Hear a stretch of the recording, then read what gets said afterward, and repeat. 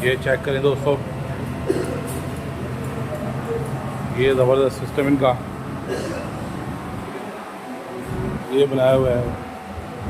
खीर भी दूध में डालकर फ्रेश जूस, नीचे भी हाल है, वो आबशार बनाई हुई है पानी वाली।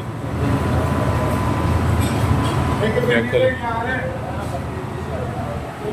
ये दोस्तों, ये हमारे शकरगढ़ से मालिक हैं और वहाँ के हैं, और यहाँ इन्होंने सेटअप बनाया हुआ है। बड़ा अच्छा सेटअप चल रहा है मुगलपुरे के पास, जल्लोपारा के पास, खान बर्गर।